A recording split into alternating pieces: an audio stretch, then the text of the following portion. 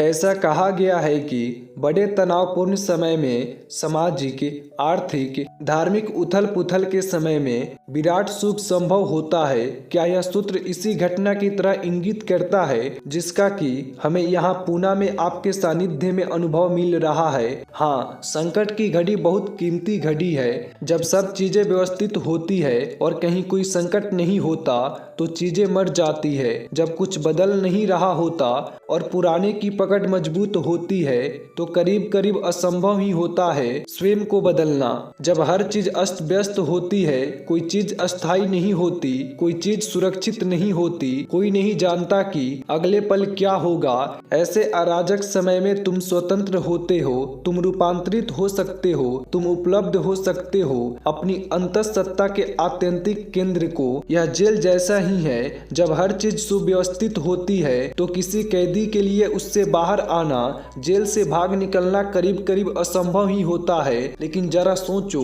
भूचाल आया हो और हर चीज अव्यवस्थित हो गई हो और किसी को पता न हो कि पहरेदार कहाँ है और किसी को पता न हो कि जेलर कहाँ है और सारे नियम टूट गए हो और हर कोई अपनी जान बचाकर भाग रहा हो, तो उस क्षण में अगर कैदी जरा भी सजग हो तो वह बड़ी आसानी से भाग सकता है। यदि वह बिल्कुल मूर्ख है, केवल तब भी वह इस अवसर को चूकेगा जब समाज उथल पुथल में होता है और हर चीज संकट में होती है तो एक अराजकता फैल जाती है। इस समय यदि तुम चाहो तो निकल सकते हो कैद से। यह बहुत आसान है क्योंकि कोई तुम्हारे पीछे नहीं है, तुम अकेले हो। परिस्थिति ऐसी है कि हर कोई अपनी फिक्र कर रहा होता है, तुम्हारी तरफ कोई नहीं देख रहा होता। यही घड़ी है, चुकना मत इस घड़ी को। बहुत संकट की घड़ियों में लगभग सदा ही बहुत लोगों को बुद्धत्व घटा है। जब समाज बहुत व्यवस्थित होता है और करीब करीब असंभव ही होता है विद्रोह करना, अतिक्रमण करना, नियमों का अनुसरण न करना, तो बुद्धत्व ज्यादा कठिन हो जाता है। क्योंकि बुद्धत्व है स्वतंत्रता, बुद्धत्व है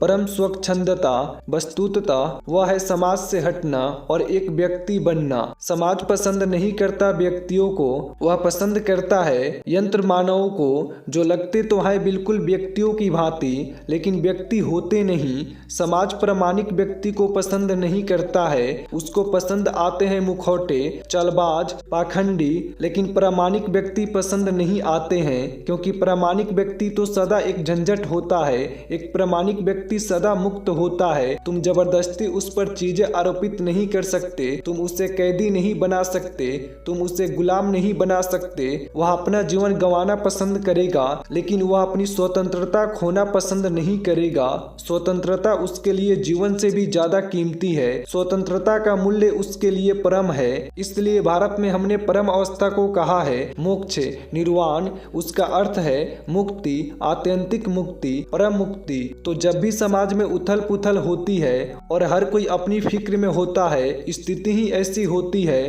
तो बच निकलना। उस घड़ी कारागृह के द्वार खुल जाते हैं, दीवालों में संदेह हो जाती है, पहरेदारों का कहीं पता नहीं होता, तुम आसानी से भाग सकते हो। 2500 साल पहले यही स्थिति थी बुद्ध के समय। ऐसा सदा बर्तुल में चलता है। 2500 साल में एक बर्तुल पूरा होता है। जैसे एक बर्तुल पूरा होता है एक वर्ष में, फिर गर्मियां आ जाती है, एक वर्ष का बर्तुल्य, और गर्मियां लौट आती है, वैसे ही 2500 साल का एक बड़ा बर्तुल्य होता है। हर बार 2500 साल बाद पुराने आधार गिरते हैं, समाज को नए आधार बनाने होते हैं। सारा भवन व्यर्थ हो जाता है, उसे गिरा देना होता है। फिर आर्थिक, सामाजिक, राजनीतिक, धार्मिक सारे व्यवस्था तंत्र अस्त व्यस्त हो जाते हैं। नए का जन्म निकट होता है, एक प्रसव पीड़ा होती है।